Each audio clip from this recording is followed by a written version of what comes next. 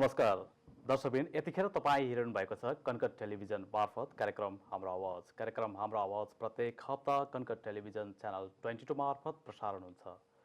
कार्यक्रममा म तिलक निरोला प्रस्तुताको रूपमा साथ दिइरहेको छु भने प्राविधिकमा हुनुहुन्छ राजेश चौहान। समसामयिक विषयमा कुराकानी गरिने यस कार्यक्रम हाम्रो आवाज भुटानिज कम्युनिटी न्यू हेम्पसायरको प्रस्तुति हो।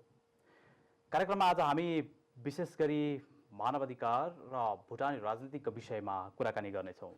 कार्यक्रम हाम्रो आवाजमा विशेषतः सन् 1990 मा दक्षिण भुटानबाट मानवाधिकार र प्रजातन्त्रको माग सहित शान्तिपूर्ण आन्दोलन सुरु भयो।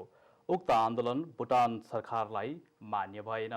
सरकारले सेना परिचालन सुरु गर्यो र बल प्रयोग गरी जबरजस्ती बर्बर दमन र ज्यादती सहित करिब 100,000 भन्दा बढी भुटानी नागरिकलाई देशबाट निकालियो। देश निकालिने क्रममा कति पक्राउ गरियो, कयौं बेपत्ता त कतिको ज्यानै लुटियो। यति मात्र होइन, करोडौं धन जनको क्षति पनि गरियो र आफ्नै नागरिकमाथि हिंसात्मक गतिविधि निकै तीव्र बनाइयो। यस्तो बर्बर दमन सहन नसकेपछि आफ्नो देश छाड्न बाध्य भुटानी नागरिक भारत हुँदै नेपालका विभिन्न 7 शरणार्थी शिविरहरू टिमाई, गोलधाप, बेलडाँगी 1, 2, 3, शनिश्चरे र खुदुनाबारीमा शरणार्थीका रूपमा बस्न बाध्य भए। भुटान सरकारले आफ्ना हजारौं नागरिकलाई माया नगरे पनि भुटानीहरूले भने आफ्नो राष्ट्रलाई माया गरि नै रहे। आफ्नो स्वदेश फिर्तीको निम्ति बारम्बार प्रयास नभएको पनि होइन, तर कुनै पनि आन्दोलनले न्याय पाउन सकेन। त्यसो त नेपाल भुटान बीच 15औं चरणसम्म मन्त्री स्तरीय वार्ता पनि भए, तर शरणार्थीले आशा गरे बावजुद कुनै उपलब्धि भने भएन। आशै आसमा निराशा वृद्धि हुन थाल्यो। अन्ततः UNHCR र IOM को संयुक्त प्रयासमा 2007 सालदेखि तेस्रो मुलुक पुनर्वास प्रक्रिया सुरु भयो। अहिलेसम्ममा 100,000 भन्दा बढी भुटानी संसारका विभिन्न 7 देशहरूमा पुनर्वास भइसकेका छन् भने करिब 18,000 शरणार्थीहरू अझै पनि शिविरमा रहेको UNHCR को पछिल्लो विवरणले बताएको छ। दर्शकबिन, आज भने हामी यिनै विषयमा कुराकानी गर्नेछौँ।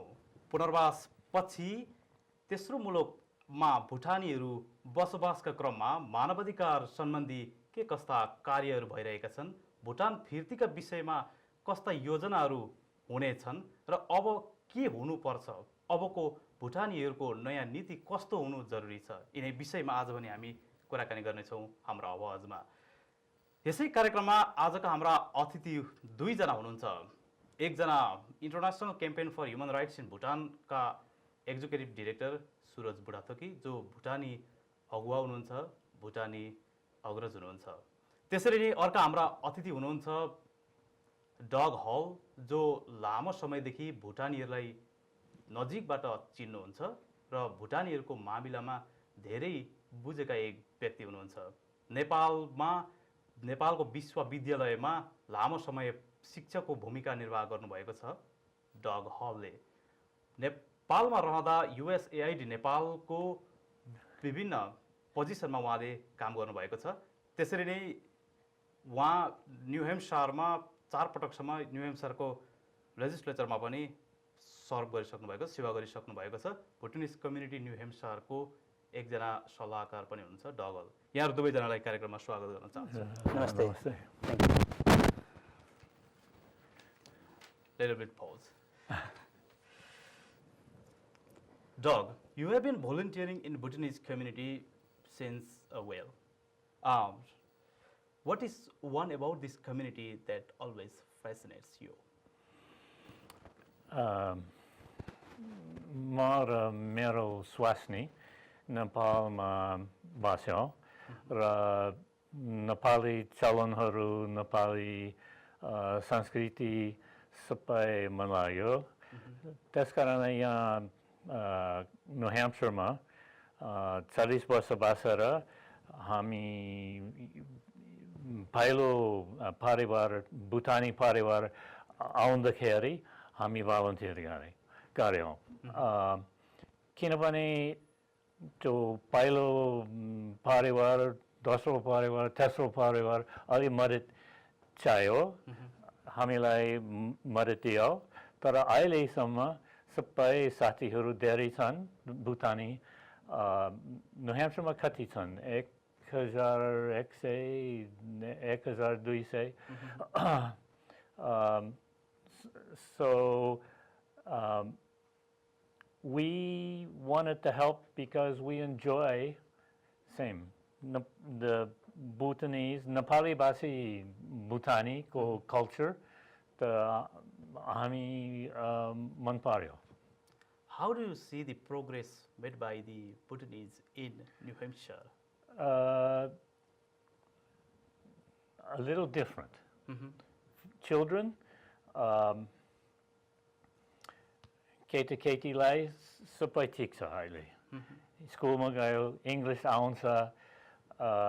Their parents, jobs okay now. कामहरू पायो तर हजुरआमाको situation अलि फरक छ. The grandparents' generation has some difficulty still becoming part of American culture, integrating into American society. But children, college, they've finished college, some finished high school. Unfortunately, English is now their primary language. Okay, we'll talk on that later. Suraj Budathoki, International Campaign for Human Rights in Bhutan को executive डिरेक्टरको पोजिसनमा काम गर्नुभएको छ. मानवाधिकार सम्बन्धी थुप्रै कामहरू भएको छन् न्यू हेम्पसायरबाट. एकम्प्लिसमेन्टहरू भन्नुपर्दा ICHRB को के एकम्प्लिसमेन्टहरूलाई चाहिँ तपाईँ यहाँनेरि लिन चाहनुहुन्छ, मतलब लिनुहुन्छ? धेरै कुराहरू त भएको छैनन्.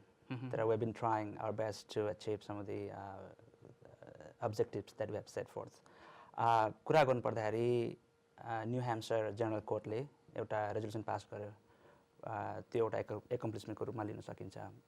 अर्को कुरा भर्खरै मात्रामा सेनेटर सिहिन को तर्फबाट एउटा चिठी गएको छ भुटानको प्राइम मिनिस्टर छिरिङ तोप्गेलाई. त्यो पनि एउटा एकम्प्लिसको रूपमा मान्न सकिन्छ. अरू केही कुराहरू भन्नुपर्दाखेरि एजुकेसनको पार्टमा हामीले धेरै काम गरेछौँ. प्रत्येक वर्ष हामीले 1 or 2 युनिभर्सिटिजहरूमा हामी गएर चाहिँ एजुकेसन गराउने, एवेरनेस गराउने कामहरू गरिरहेका छौँ. हाम्रो इस्यु सम्बन्धी human rights issue plus refugee अनि अब यसको रिजल्भमेन्टको लागि के गर्न सकिन्छ भन्ने कुराहरूमा हामी गफ गरिरहेका छौँ. Plus myself been to Washington DC several times to educate congressmen and senators. त्यो हुँदाखेरि पनि I participated to brief about our issue to the State Department and also participated in the congressional briefing. Maybe in 2 months we'll be going to Washington DC again. हामी एउटा नारा राखेका छौँ, journey to justice to DC भनेर. त्यसको लागि हामी जाँदैछौँ. सो सर्ट टर्म गोल्सहरू अथवा एक्जेक्टिभ्सहरू केही फुल भएका छन्, तर we are not again satisfied with those. We have long way to go and goals has been so far to achieve, but we are trying our best. थोरै समयमा धेरै काम भएको छ. एउटा कुरो मलाई भनिदिनुहोस्, विगतमा भुटानको मानवाधिकार र प्रजातन्त्रका विषयमा धेरै आन्दोलनहरू भए, मोमेन्ट भएको हुन्. तपाईको विचारमा हामी कहाँ चाहिँ फेल भयौँ? Well, I always respect our former leaders with terrible sadness, but with due respect, I have to tell, केही कुराहरू चाहिँ भएका छैनन्. जस्तो हाम्रो लिडर्सहरूले जति दिनुपर्ने थियो, जति गोल्सहरू अचिभ गर्नुपर्ने थियो, त्यो जनताले पाएनन्. नपाएको कारणले 25 वर्षसम्म हाम्रो आन्दोलन रहि नै रह्यो. 1990 मा जे थियो हाम्रो आन्दोलन अहिले पनि त्यही नै छ. तर नाउ हामीले अर्को तरिका अपनाएर we have to find out new strategy to achieve our goals. त्यो चाहिँ म भन्न सक्छु अहिले. Okay, Dalal, one more question again. Why do you think the United States decided to resettle Bhutanese refugees than to advocate for their repatriation? I think, I don't know, I think the U.S. government did advocate for repatriation for 15 years, but The question was, would India agree? And U.S. relations were with India, not with Bhutan. And finally, I don't know why, how, but finally I believe the U.S. ambassador to Nepal said to the U.S. State Department, there will never be a solution of repatriation, so now we must try to arrange for resettlement. But I think that was after 15 years of trying to get repatriation accepted. Of course, the Bhutan government never accepted. In negotiations with Nepal, never accepted. One question I got from Rupesh Tungana from Canada Halifax. Bhutanese refugees' first priority was always to repatriate. Unfortunately, that didn't happen for various reasons. How can we involve international community, including India, to pressurize Bhutan to take its citizens back from Bhutanese refugee camp who are still looking for repatriation? I think the International Campaign for Human Rights in Bhutan, Suraj's organization, is one of the ones that's been leading on this.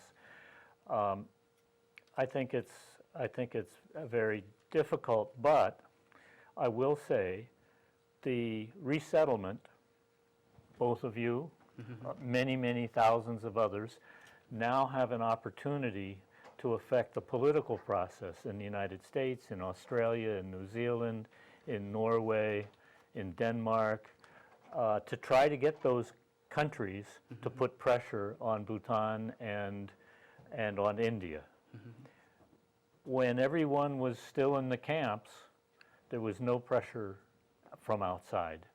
So in some small way, the resettlement may have helped in the long run, maybe 5 more years, but in the long run may have helped to move this forward, I would hope. Suraj, anything to add? Well, yes, definitely. Bhutan, we are not against British government, but with some policies that Bhutan has executed, still executing, which is still incorporated in the Bhutanese constitution. So, positively we can sit together, but we need strong mediator. So, हामीले पास्टमा हेर्ने भने 1990 देखि अहिलेसम्ममा कुनै पनि mediation, strong mediation, international organization कुनै पनि डायलगमा बसेको छैन। त्यो हुँदाखेरि अबको हाम्रो स्ट्र्याटेजी हुनुपर्छ, के चाहिँ हुनुपर्छ भने we need to find out some international strong mediator so that Bhutan could sit down with the mediator and the refugee leaders, and they can find out the positive, sustainable resolution of these issues. Otherwise, it can go long. It will go long. त्यो प्रश्नमा फेरि पनि म आउनेछु।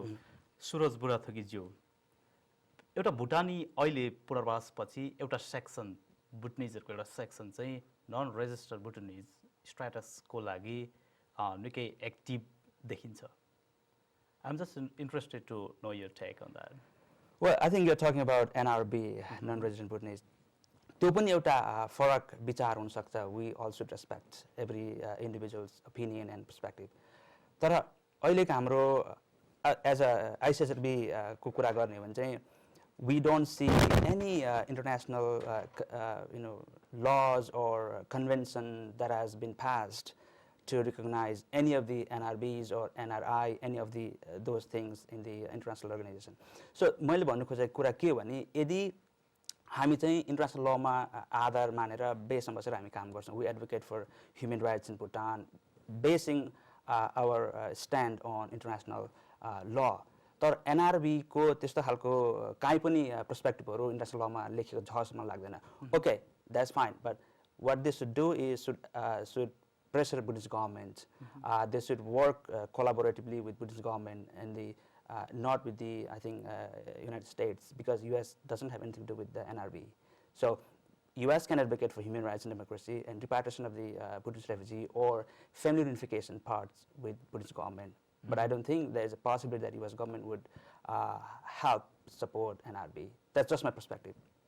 तपाईको विचारमा भुटान सरकार कुनै दिन फ्युचरमा कुनै दिन डुएट सिटिजनशिप को एउटा स्ट्र्याटेजी स्ट्रेटेजी लिएर आउन सक्ला तपाईको विचारमा? अहिले प्रेजेन्टको कुरा गर्ने हो भने चाहिँ इट्स लाइक डे ड्रिम, किनकि Bhutan always been felt threat about the booming of population. किन भन्नुहुन्छ होला भने भुटानकै अहिलेको करेन्ट कन्स्टिट्युसनमा दुईजना प्यारेन्ट्स बुटनी सिटिजन भएको छोराछोरी मात्रै बुटनी सिटिजन हुने प्रावधान छ। त्यो जुन चाहिँ 1985 मा पनि त्यो थियो। अनि त्यसो हुँदाखेरि कयौँ बुटनी चिल्ड्रेनहरू चाहिँ भुटानमै जन्मेका प्यारेन्ट्स एकजना भुटानमा भएकोहरू चाहिँ non Bhutanese non national Indian national भइरहेका छन्। त्यो अवस्थामा अहिलेको अवस्थामा डुअल सिटिजन भुटान एक्सेप्ट गर्छ भन्नु मलाई लाग्दैन। तर who knows about the future? Maybe Bhutan will change positively about, they know the value of population, so probably could change. But international level ma हामीले काम गर्नुपर्छ, like advocating international in the US government, in other countries where Bhutanese have been settled. दर्शकबिन यतिखेर तपाईँ हेरिरहनु भएको छ कनकट television मार्फत कार्यक्रम हाम्रो आवाज। International campaign for human rights in Bhutan ICHRB को अहिले भर्खरै गरेको क्रियाकलापका विषयमा भुटान समाचार सेवाका प्रधान सम्पादक बुद्ध मुनि ढकाललाई हामीले यहाँले रुसियन एक्टिभिटिजहरूलाई कसरी लिनुभएको छ भनेर सोधेका थियौँ। International campaign for human rights in Bhutan ICHRB को जुन क्याम्पेन चलिरहेछ त्यो क्याम्पेन हाम्रो मिडियाको दृष्टिकोण या एउटा पत्रकारको या एउटा सञ्चारकर्मीको दृष्टिकोणबाट हेर्दाखेरि त्यो अमेरिकामा यतिका धेरै मान्छे बसोबास गरेपछि त्यसका विभिन्न पक्षहरूलाई केलाएर अनि त्यो एउटा लबिङको एउटा क्याम्पेनको कार्यक्रम हुनु एकदम स्वाभाविक हो, राम्रो छ। यहाँ जोरदार सुरज बुढाथोकीले जुन काम गरिनु भएको छ त्यो एकदमै धेरै उत्साहजनक कामहरू छ। तर भुटानभित्रको क्याम्पेनलाई हेर्दाखेरि या भुटानभित्रको स्थितिलाई हेर्दाखेरि चाहिँ त्यसले कहाँसम्म कतिसम्म दूरगामी असर पुर्याउँछ या पुर्याउँदैन भन्ने कुरामा चाहिँ अहिले हामी यकिन भन्न सकिँदैन। जुन तरिकाले हामी भुटान समाचार सेवा भुटानभित्रको विभिन्न कुराहरूमा चाहिँ संलग्न छ र रिपोर्टिङ गरिरहेको छ, त्यहाँका कथाहरू स्टोरीहरू छापिरहेको छ, त्यसले निकै नै ठुलो प्रभाव पारेको हामीले बुझेका छौँ। र त्यसले त्यो हिसाबमा हेर्दाखेरि चाहिँ ICHRBले पनि भुटानभित्रका आफ्ना विभिन्न इस्यु बेस्ड राइट्स बेस्ड इस्युहरूमा चाहिँ उसले कुराकानी गर्नुपर्छ, उसले हेर्नुपर्छ। अनि त्यहाँदेखि चाहिँ त्यसको एउटा सम्बन्धको स्थापनाको पक्षबाट चाहिँ त्यसलाई सानातिना मसिना कुराहरू के कहाँ भइरहेछन्, जस्तै सोसल जस्टिसको इस्युमा के भइरहेछ, म्यारेजको इस्यु के भइरहेछ, ल्यान्डको इस्यु के भइरहेछदेखि लिएर हरेक इस्युहरू सिटिजनसिपको इस्युहरू छन्। अब ती इस्युहरूलाई एकदमै न्यून सूक्ष्म तरिकाले अध्ययन गर्नु, केलाउनु अनि त्यहाँ रिसर्चको ऊ नै खोल्नुपर्ने जरुरी देखिन्छ देख्दाखेरि। त्यो त उहाँले गर्नुभयो होला, तर बाहिरको क्याम्पेन गर्न सकिन्छ, भित्रको क्याम्पेन गर्न अलिकति गाह्रो चाहिँ छ। तर सञ्चारकर्मीहरूसँगको सम्बन्धले पनि त्यसलाई प्रश्न ल्याउन सकिँदैन। तर अब जो मान्छे भुक्तभोगी छन् गाउँमा, सायद सेन्ससको कारणले या चाहिँ जग्गा नभएको कारणले या चाहिँ सरकारी जग्गामा उनीहरूको जग्गा परेको कारणले या विभिन्न विषयमा यसले चाहिँ यी कारणहरू हुन सक्छन् जुन चाहिँ भोलि गएर ह्युमन राइट्स इन भुटान चाहिँ त्यति राम्रो छैन। यसका साथै अब बन्दी बनाएर राखिएका जेलका मान्छेहरू पनि सायद कति होलान्, तिनलाई कुनै एउटा न्यायिक उपस्थिति तिनीहरूको छैन होला। र त्यो पक्षहरू पनि हेर्न जरुरी छ र तिनका के कस्ता रिपोर्टहरू छन् इन्टरनेसनल मिडियाहरूले गरेको या अरू लोकल मिडियाहरूले गरेको त्यो पनि हेर्न जरुरी छ भन्ने मलाई लाग्छ। तर अमेरिकामा जे भइरहेछ ICHRB को तर्फबाट त्यो चाहिँ अब उत्साहजनक र त्यसले भविष्यको कुनै एउटा बाटो खोल्ने अवसरको रूपमा चाहिँ मैले लिएको छु। Dhakal, again, I'm just have a question for you. Repatriation issue may be discussed between Bhutan, Nepal, and refugee community. How important it is to involve India? Do you think it is possible? I think it's very important. Possible, I don't know. In Bhutan has embassies only in Bangladesh, India, and United Arab Emirates. No other formal relations anywhere. Why? Because for many years, under a previous treaty, as I understand it, India was in control of all Bhutan's foreign relations. I think it still is. It has huge influence on what can happen. So in looking toward any repatriation issue between the resettled Bhutanese, who are now citizens of many other countries, and Bhutan, India has to be part of that. I do think that maybe there's a way that the United States in particular can put some pressure on India. I don't think the Bhutanese government would agree to repatriation unless India also said, okay. Yes, Do you agree, Suraj? well, I do a little bit, but not totally, because हामीले 1990 we've been calling Indian government, its involvement in resolution of this case, but we haven't seen any kind of, always India always shown its responsibility to Nepal. त्यो भन्दाखेरि I agree with the US should take part and involve Indian government. तर के चाहिँ हो भने, as a refugee or evicted Bhutanese refugee, we are not as strong as where India could involve and support us, because India always needs the support of Buddhist government. त्यो भन्दाखेरि पनि, yes, we should bring US government in confidence, in terms of bringing Bhutan, India in involvement. So if त्यो हुन सक्यो भने possibility छ, तर we should be more active in involving US government. We should show there is areas where US could further its values and policies in Bhutan. Yeah. Doug, what are your suggestions to the Bhutanese who are coming to New Hampshire? Enjoy the countryside, learn how to ski, learn how to swim, and hopefully find some good jobs, teach your children to read and write Nepali, not just speak it. And there's a large enough community now that you'll have many friends here, and cultural practices and holidays can be important parts of your year as a new arrival. That wasn't the case in the first year or two. Right. So the community of those who've been here 6, 7, 8 years is very welcoming, and you should look forward to coming. Suraj Budathoki ji. Can I add a few Okay, points here? sure. And disagree too if you disagree. No, just want to add one point, because my daughter is just 5 years, right? And अब यसो बाटोमा घुम्न जाँदाखेरि उसले मेरो श्रीमतीले भन्ने गरेछ, मम्मी यो नेपालीको घर हो. And yesterday I took her for a walk and said, Daddy, यो नेपाली घर हो. Well, मैले उसलाई भने कि यो नेपाली बोल्छन् यो घरमा, तर उनी चाहिँ भुटनिज है. I love saying myself Bhutanese. And अरू कुरो जब म अस्ति नर्दर्न काउन्टिजतिर गएँ, I miss Bhutan. हाम्रो न्यू ह्याम्पसायरको northern part is exactly like Bhutan. डाँडा काँडा हरियो बाटो, I love it. Yeah.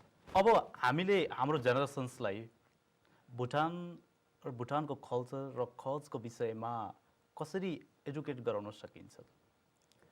Well, भुटानको कल्चर भन्ने बित्तिकै मलाई अलिकति म आफैमा अलिकति क्लियर छुइनँ. म भुटनिज कल्चर भन्दाखेरि हामीले जहीँ पनि कल्चरल सोहरू गर्ने गर्छौँ. हामी नेपाली डान्स, नेपाली गीतमा नेपाली पोसाक लगाएर नाच्ने गर्छौँ. त्यो त देख्ने मान्छेले they can see they are from Nepal because they are dancing in Nepali music, they are wearing Nepali पोसाक.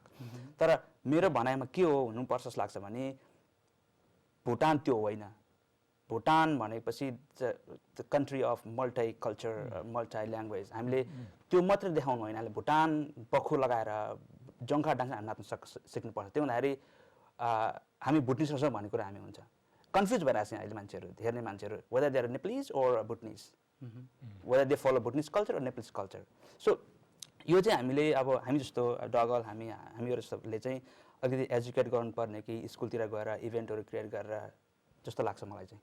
भनेपछि भुटानको भाषा, भुटानको संस्कृति, भुटानको नेसनल ड्रेस कोडहरू हामीले युज गर्नु जरुरी छ।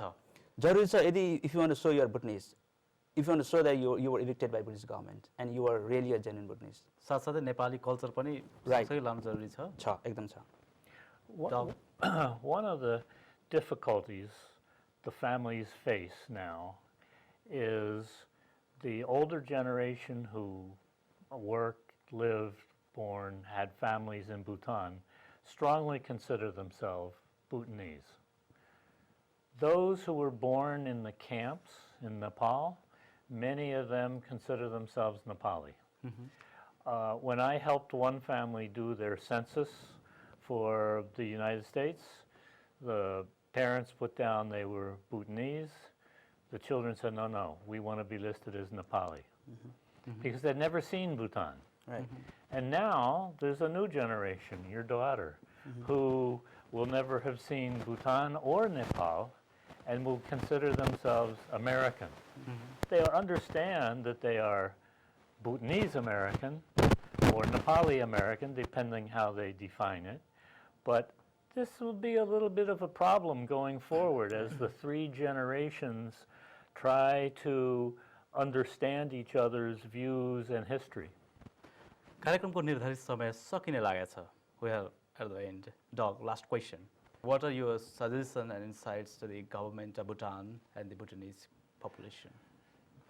The government of Bhutan, it would be wonderful if the government would say, we are ready to accept those from the camps who want to return and those who have already been resettled elsewhere and return. And for those who are in the Bhutanese diaspora, to work with ICHRB, other groups to try to help those who would like to be resettled back into Bhutan. I think it's very important that the political processes of these other countries now be followed and try to help with this process. Thank you so much. कार्यक्रममा आइदिनु भयो यहाँ दुवैजनालाई विशेष धन्यवाद। Thank you. दर्शकबिन कार्यक्रमको निर्धारित समय सकिसकेछ। कार्यक्रम हेरिदिनु भएकोमा यहाँ सबैजनालाई विशेष धन्यवाद। कार्यक्रममा अझ रोचकिलो प्रसङ्गसहित अर्को हप्ता फेरि हामी आउने नै छौँ। अहिलेलाई भने म तिलक निरौला र प्राविधिकमा राजेश चौहानलाई बिदा दिनुहोस्। हवस् त, नमस्ते।